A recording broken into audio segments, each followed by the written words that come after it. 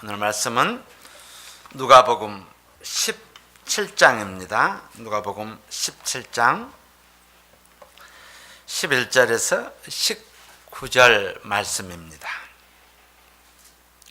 누가복음 17장 11절에서 19절입니다. 우리 다 찾으셨으면 교독하도록 하겠습니다. 제가 먼저 읽겠습니다. 예수께서 예루살렘으로 가실 때 사마리아와 갈릴리 사이로 지나가시다가 한 마을에 들어가시니 나병 환자 10명이 예수를 만나 어울리소서 소리를 높여 가로되 예수 선생님이여 우리를 긍휼히 여기소서 하거늘 보시고 이르시되 가셔서 제사장들에게 너의 몸을 보이라 하셨더니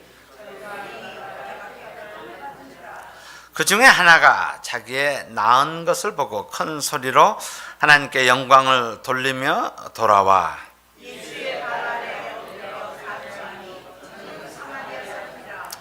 예수께서 대답하여 가라사대 10사람이 다 깨끗함을 받지 아니하였느냐 그 9은 어디 있느냐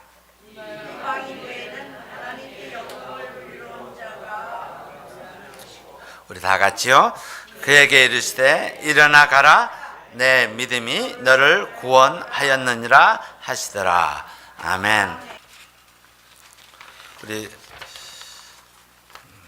요즘 성경은 이것을 나병이라고 이야기합니다. 오늘 문둥병에 걸린 10사람 그리고 예수님을 만나는 모습입니다. 그리고 9명은 치유를 받았고 그러나 그들은 예수님께 돌아오지 않았고 한 사람만이 돌아와서 감사 살해하였다라는 그런 내용입니다. 우리 깊은 속으로 들어가지 않으면은 말씀의 깊이를 들어가지 않으면은 이게 무엇이 이렇게 대단한가 이렇게 생각할 수가 있습니다. 아마 믿음 생활하신 분들은 오늘 이 누가복음의 말씀을 많이 들으셨으리라고 생각됩니다. 우리 나병이라는 이 단어를 조금 순수하게 한국말로 하면은 그 문둥병자, 뭐 나중에 뭐 한문으로 이렇게 병자 이렇게 돼 있지만은 보통 문둥이 그럽니다, 그렇죠? 예, 문둥이의 그 본래의 뜻은 그 문드러지다, 흐물흐물해지다라는 그 문드러지다와 둥이 원래 사람을 지칭할 때 동 그래서 이것을 순수 우리의 말로 문드러진 사람 이렇게 표현합니다. 형상이 다 흐느러져 버려요. 이 말초 신경이 이게 감각이 없이 사라져서 얼굴의 모습이든 어떤 모습이든 걸게 되면은 전부 문드러지는 그런 병입니다. 2000년 전에 이 병에 걸렸다고 하면은 이는 불치의 병입니다. 고칠 수 없는 것입니다. 그러니 얼마나 소원이 많았겠어요. 이거 좀 어떻게 고칠 수 있을까요? 네? 자, 이 말씀을 보면서 이런 생각을 해봐요. 치유받은 사건을 기록을 하는데 왜 하필이면은 하나님께서는 그 문둥이라는 문둥병자 또는 나병을 그 병에 걸린 사람을 사용하였을까 이런 생각을 해봐요. 아니 간질에 걸린 사람 10사람이 걸려가지고 소리 질러서 나 좀 고쳐주십시오 하지 않고 또 뭐 먹지 못해서 위장병에 걸려가지고 나 좀 살려주십시오 아니면은 심장병에 걸려갖고 나 좀 살려주십시오. 이거 고칠 수 없는데 이거 좀 어떻게 좀 뚫어주십시오. 뭐 이렇게 하지 않고 성경에 보면 왜 문둥병자가 이렇게 자주 등장하는가 이런 생각을 하게 됩니다. 이 병은 서두에 말씀드린 것처럼 형상을 잃어버리는 병입니다. 이 병에 한번 걸리면은 예를 들어서 코가 이게 말 끝부분이 되어지면 이게 녹아버려요. 사라져요. 여러분들은 사진을 통해서 보셨을 거예요.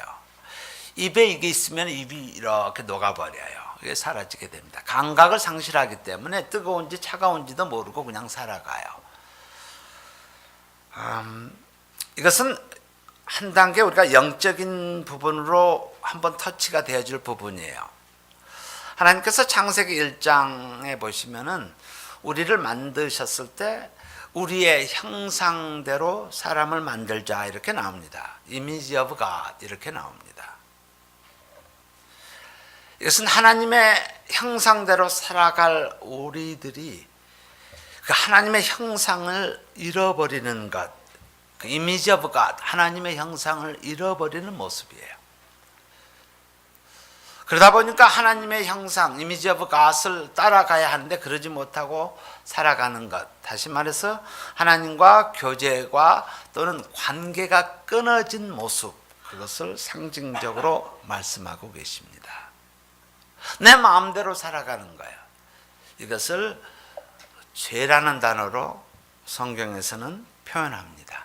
우리가 무엇을 잘못해서가 아니라 하나님과의 관계가 끊어진 것, 이미지 오브 갓, 하나님의 형상의 모습을 잃어버리고 살아가는 우리의 모습을 표현할 때 이 문둥병을 사용하십니다.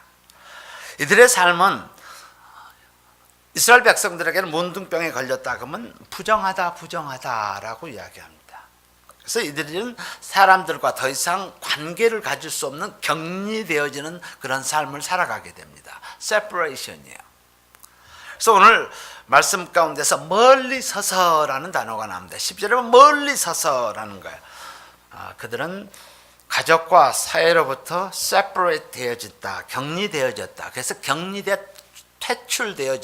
퇴출되어져서 살아가서 그들은 가까이 갈 수가 없어요. 그래서 멀리 서서 부르짖습니다. 접근할 수가 없어요. 부정하기 때문에. 이 사람을 만지기만 해도 다른 사람들이 부정하게 되어지기 때문입니다. 그리고 이들이 소리를 높여 큰 소리로 가로되 예수 선생님이 우리를 불쌍히 여기소서라고 하는 거예요. 근데 소리를 높이다라는 이거는 조금 부드러운 표현이에요. 이거는 절규하다, 통곡하다라는 거예요. 절규하면서 부르는 거예요. 나 좀 불쌍히 좀 여겨주십시오. 나도 저 사회에 들어가서 나도 살고 싶습니다라는 절규에 가까운 그러한 부르짖음입니다. 이들은 불치의 병을 치유받은 사람들이 되어집니다. 10명 모두 다. 근데 9명은 돌아오지 않고 1명만 돌아왔다라는 스토리예요. 예수님께서. 그러면서 예수님이 그들에게 묻습니다. 야, 9이 다 어딨냐? 라고 묻습니다. Where's rest of 9? 9 어딨냐? 어쩌면 이렇게 표현하는 게 부적절할지 모르지만은 우리의 모습은 이런 은혜를 받은 사람들의 90%는 감사를 잊어버려요. 한 사람, 10%, 10명 중에서 한 사람은 truly realize를 하는 거예요. 아, 내가 고침을 받았지, 내가 감사해야지. 어쩌면 나의 삶도 마찬가지죠. 많은 은혜를 받았음에도 불구하고 나인에 많이 속할 때가 많아요. 내 삶이. 받은 게 너무 많은데 잃어버리는 거예요. 하나님이 아니었으면 도저히 안 됐음에도 불구하고 그냥 9에 속하는 거예요. 자꾸 내 본질이 자꾸 죄성에 가득 찬 내 본질은 자꾸 9으로 가려고 하는 거예요. 결론은 맨 마지막 절에 19절에 나옵니다. 예수님께서 그에게 이렇게 이야기하십니다. 일어나 가라. 내 믿음이 너를 구원하였느니라. 여기서 무엇을 하나 느낄 수 있냐면 9명은 친정 필요한 것을 잃어버렸다라는 거예요. 정말 그들의 인생 가운데 필요했다는 것을 잃어버렸다라는 사실입니다. 보통 우리는 치유도 받고 정말 이게 육체적인 치유뿐만 아니라 하나님께서 은혜 주셔서 우리가 받은 게 참 많아요. 제 인생을 돌아보면서 참 많습니다. 근데 이들 치유를 받았는데 구원을 못 받았다라는 거예요. 여러분, 예수님을 통해서만 볼 수 있는 것이 있어요. 예수님을 통해서만 볼 수 있는 것. 우리 이렇게 보면요, 지금은 전부 하얀색으로 보여요. 근데 여기에 프리즘이 하나 들어가면은 우리는 가시광선을 볼 수가 있어요. 우리 아무것도 보이지 않는 투명한 것 같지만은 우리 눈에는 보이지 않아요. 프리즘을 통과해야만이 볼 수 있어요. 동일하게 우리의 영적인 부분에 예수님을 통과해야만 볼 수 있는 게 있어요. 바로 오늘 그 단어가 구원이라는 단어입니다. 예수님이 아니면 이것을 보여줄 수 없다라는 것이에요. 이들 아홉은 육은 치유되어졌는데 영은 잃어버렸다라는 사실이에요. 오늘 이 한 말씀뿐만 아니라 오병이어의 맨 마지막 부분에 아픈 모습이 한 구절 기술이 됩니다. 요한복음 6장 66절에 666이 됩니다. 예수님께서 복음을 선포합니다. 나를 통해서 내 피와 살을 먹은 자들을, 이들은 영원한 떡이라고 복음을 선포합니다. 그때 모든 사람들이 은혜를 받았지만 복음이 선포되니까 66절에 그러므로 제자 중에 많이 물러가고 다시 그와 함께 다니지 아니하더라, 이렇게 기술이 됩니다. 우리는 은혜를 많이 받은 자들입니다. 저는 오늘 이 시간을 통해서 이 한 사람, 감사하고 돌아온 이 한 사람이 되기 위해서 우리가 준비되어지지 않으면 하기 힘들어요. 내가 이것을 준비하지 않으면 참 힘든 부분이에요. 그래서 한 사람이 되기 위해서 세 가지 모습으로 같이 나누고 싶습니다. 첫 번째는요, 이 한 사람 10%, 한 사람이 되기 위해서 첫 번째는 과거의 감사를 잊지 맙시다 라는 거예요. 17절에 보시면 예수께서 대답하여 가로되 10사람이 다 깨끗함을 받지 아니하였느냐, 그 아홉은 어디 있느냐. 이 사람들의 과거는 온 몸이 무너지는 형상을 파악할 수 없을 정도의 모습이었습니다. 이들이 잃어버렸던 것은, 감사하지 못했던 것은 나의 과거를 잃어버렸기 때문입니다. 나병 환자로서 겪어할 수모와 고통과 격리된 삶, 내 자식을 보고 싶어도 볼 수 없는, 내 아내를 보고 싶어도 볼 수 없는 그런 것을 송두리째 잊어버렸기 때문입니다. 감사하기 위해서는 우리는 나의 과거를 기억해야 합니다. 감사를 기억하는 사람들 중에 하나, 잃어버릴 수 없는 사람이 다윗이라는 사람이에요. 이 사람이 다윗 왕이 됩니다. 목동에서 왕의 신분으로 하나님께서 은혜 주셔서 됩니다. 근데 그가 왕이 되어진 다음에 그 입술의 고백이 참 귀해요. 사무엘하 7장 18절에 보면요, 다윗 왕이 됐어요. 여호와 앞에 들어가 앉아서 가로되 주 여호와여, 나는 누구 오며 내 집은 무엇이간데 나로 이에 이르게 하셨나이까, 이런 고백을 해요. 가나안 목동에 그 힘들었던, 고생했던 과거를 잊지 않는 그런 다윗의 모습이에요. 저는 많은 사진이 없습니다. 아마 예전에 보신 것처럼 제가 나의 모습을 친정 보고 싶을 때는 제가 이 사진을 가끔 한 번씩 보게 됩니다. 내가 어렸을 때 처음 내 모습 찍은 사진입니다. 그리고 지금의 나를 한번 생각을 합니다. 육적인 나의 모습이에요. 네가 나왔던 데가 어딘 줄 아니? 그리고 네가 지금 살고 있는 삶이 무엇인지, 그런 생각을 하면서 이거는 하나님의 전적인 간섭이 아니면 이루어질 수 없었던 과정을 주마등처럼 흘러가게 됩니다. 그리고 내가 또 하나 잊고 싶지 않는 순간이 하나 있습니다. 그것은 삶과 죽음을 구별할 수 있는 그러한 하나의 그러한 모습입니다. 화살표가 있는 곳이 삶과 죽음의 경계선입니다. 죽음을 육신이 끝나면은 배설물이 나옵니다. 소변과 또한 변이 나오게 됩니다. 그동안 살아있을 때는 붙잡고 있던 것이 그것이 죽음을 통해서 릴리즈 되어지면서 나오게 됩니다. 근데 저에게 은혜를 주셔서 내 심장이 박동이 끝난 그 뒤에도 나에게 소망이 있게 하신 것을 저는 기억합니다. 여기에 감사가 있는 거예요. 끝이 끝이 아니라 이제 새로운 시작이 되어진다라는 것입니다. 내게 소망을 주셨어요. 내가 만약에 예수 그리스도가 없었다면 나도 모든 다른 사람들과 같이 그렇게 될 텐데, 그러나 화살표가 지난 그 후에도 나에게 소망이 있다라는 거예요.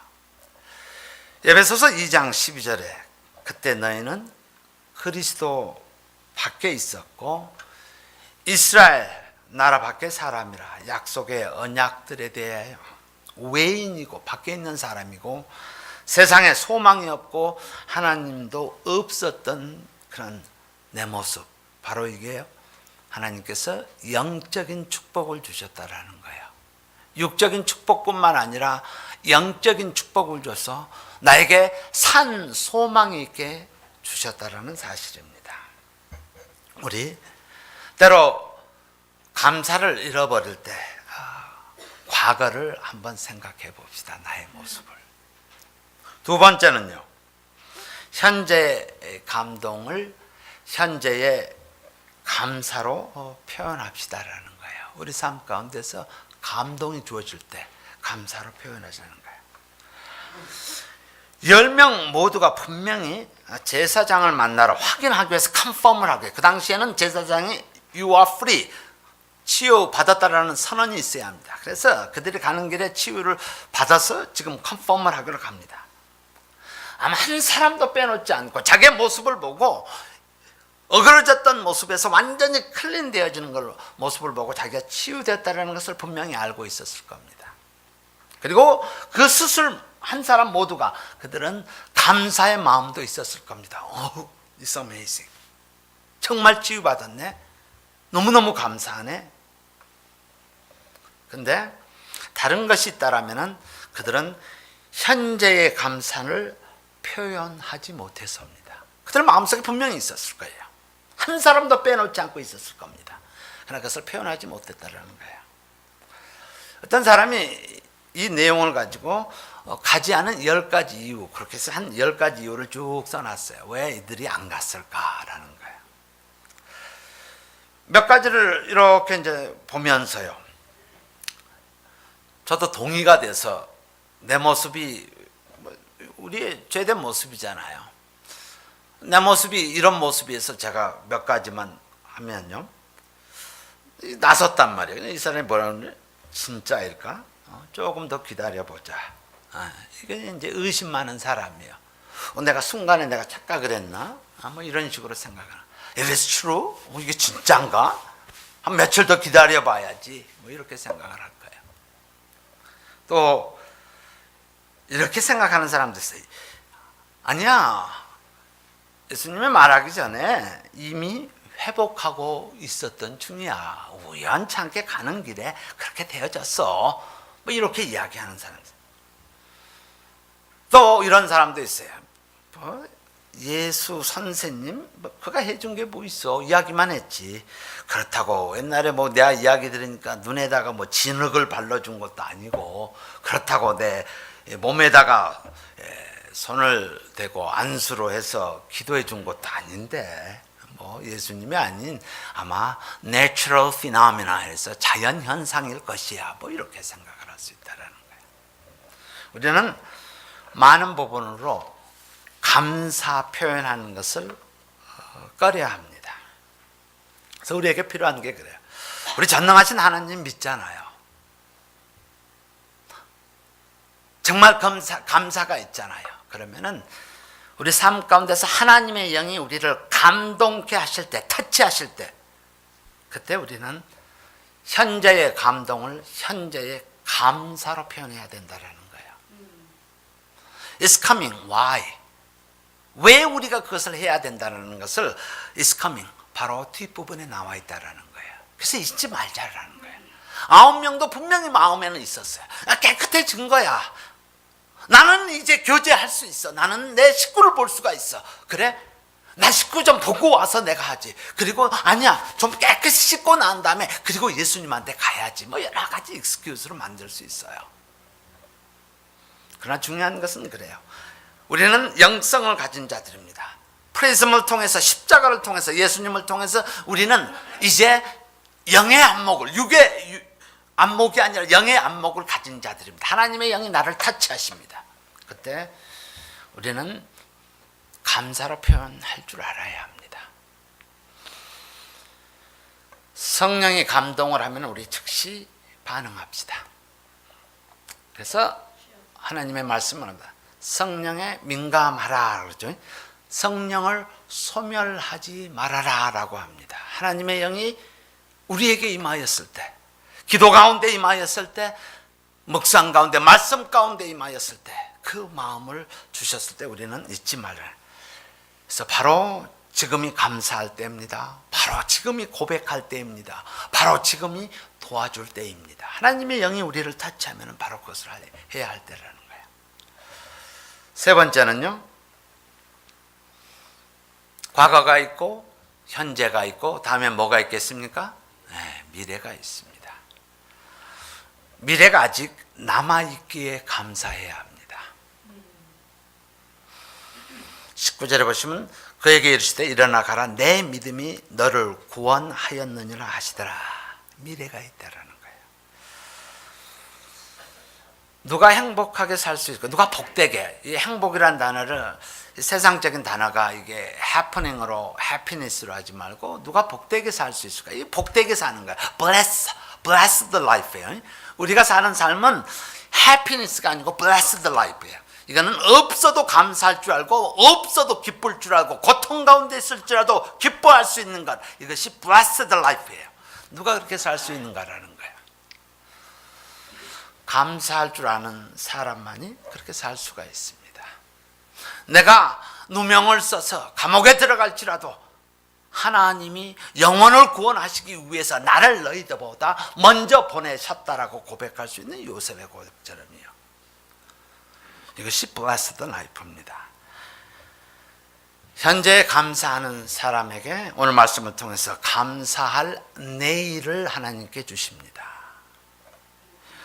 찰스 스펄전 목사님, 여러분, 영국을 영으로 완전히 회복을 시키는 그 목사님의 이런 말씀이 있습니다.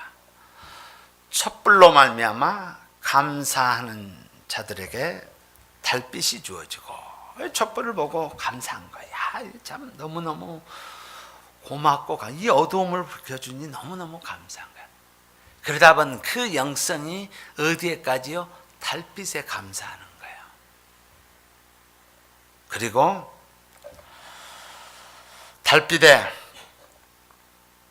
달빛으로 말미암아 감사하는 자에게 햇빛이 주어지고, 햇빛으로 말미암아 감사하는 자에게 천국을 주신다. 창조주 하나님을 보게 한다라는 거예요.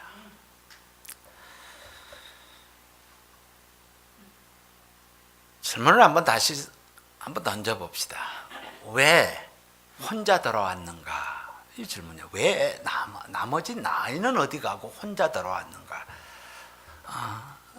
답은 간단합니다. 그가 믿음을 가진 사람이었기 때문입니다. 어떤 믿음이요?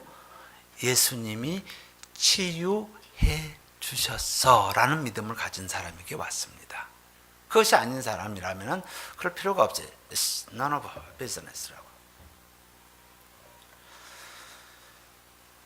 감사, thank you라는 단어는 think에서 나왔다고 합니다. 그렇죠? 생각을 해야만이 표현할 수가 있다라는 거예요. 영적으로 우리가 오픈되기 위해서는 think가 되어야만이 thank you가 나온다라는 것이에요. 그렇지 않고서는 힘이 든다라는 거예요. 보통 세 종류의 감사가 있습니다. 첫 번째 감사는 당연한 것이에요. 여러분, 우리 엘리베이터나 문을 할 때 문을 딱 열어주면은 뭐라고 이야기합니까? 땡큐 그러죠. 이것은 당연한 것이에요. 내가 열어야 할 것을 열어주니까 당연한 거예요. 그러니까 of course. 이것을 그래서 뭐 예를 들면 우리 식탁의 교제 가운데 있어서 앉아 있는데 어느 성도님이 물을 갖다 주시는 거예요. 그리고 냅킨도 주시는 거예요. 땡큐.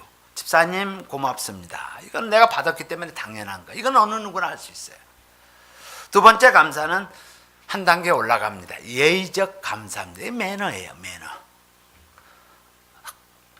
베풀어 주시는 것에 대해서 매너에 감사합니다. 우리 어르신들을 향해서 감사합니다. 매너적이에요. 세 번째 감사가 영적인 감사입니다. 이것은 우리가 좋은 것만 아니라 우리가 아프고 힘들지라도 드릴 수 있는 감사예요. 왜냐하면 우리 하나님은 모든 것이 합하여 선을 이루시는 하나님이기에 종국에는 하나님의 뜻이 이루어짐을 보고 감사하는 것이에요. 그것을 기대하면서 감사하는 것, 이것을 영적인 감사라고 이야기합니다. 육적인 치유를 통해서 감사했을 때 하나님께서 이 영혼을 향해서 영적인 구원까지 주시는 것입니다. 그리고 그는 엎드렸다고 합니다. 16절 예수의 발 아래 엎드려 살해하니 저는 사마리아인이라. 이렇게 엎드렸다라는 것은 나의 삶의 주인이며 내 삶에 이제 예수님을 의지해서 살아가겠습니다. 이 모습으로 내가 이제 살아가겠습니다라고 하는 고백입니다.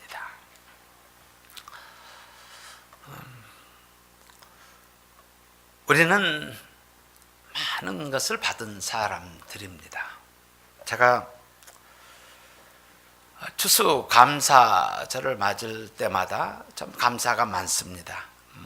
교회가 처음 시작될 때부터 우리는 하나님과 약속을 하고 감사의 예물을 어려운 이웃들을 위해서 드리는 그런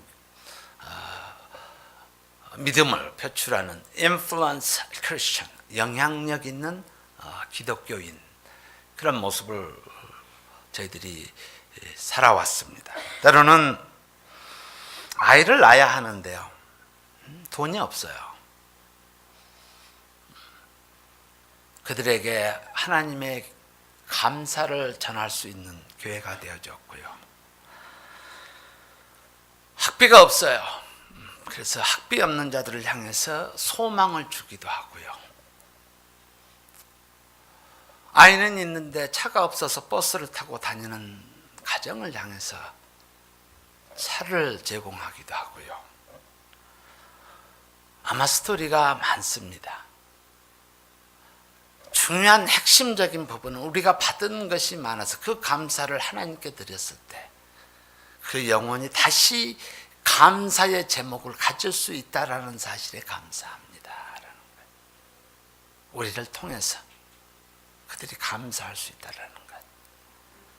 우리의 삶을 통해서 늘 다른 영혼이 감사의 제목을 찾았으면 합니다.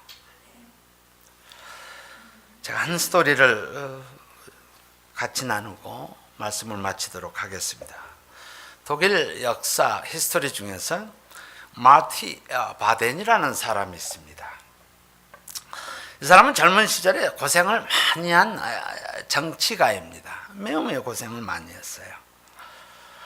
한 번은 그가 어느 지방에 여행을 갔습니다. 근데 돈이 없어요. 돈이 없어서 싸디싼 값싼 여관에서 하루를 묵게 되었습니다.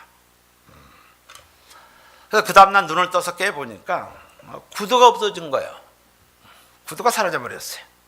뭐요? 저녁에 누가 와서 슬쩍 해가버린 거예요. 그래서 화가 잔뜩 났습니다.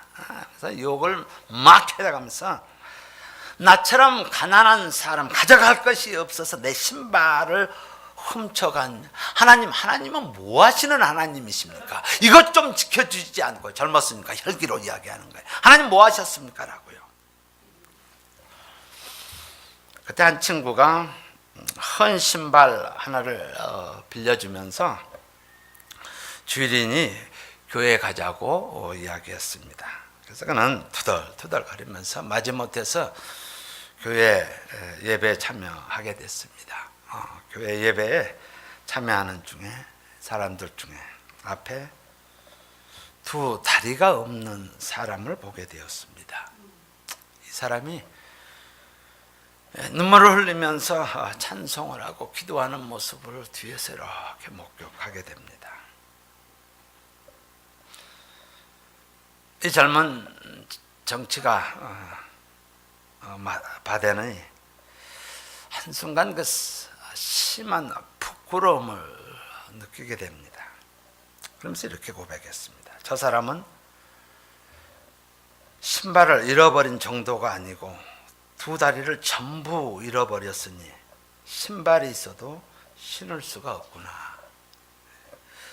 나는 신발만 잃어버렸으니 신발이야 또 사서 신으면 되지만 이렇게 남을 저주하고 하나님을 원망했으니 그 불구자의 감화가 마티의 삶의 새로운 변화를 가져다 주게 됩니다. 그리고 그는 언제나 감사함의 생활을 살고 또 감사함의 그 조건들을 찾는 삶을 살았습니다. 그는 마침내 하나님의 그 blessing, 축복으로 말미암아 훗날 그는 독일의 재무장관이 되어집니다. 그리고 나라를 위해서 헌신하는 귀한 그런 믿음의 사람으로 살아가게 됩니다. 감사절에 우리 모두가 감사함으로 하나님 앞에 드리고 그러므로 말미암아 가정이 사회가 또 우리의 직장이 사업장이 변화되어지는 귀한 그 모티브 동기가 되어지고 근원이 되어지는 통로가 되어지는 저와 여러분이 되기를 주의 이름으로 축원합니다. 기도하겠습니다.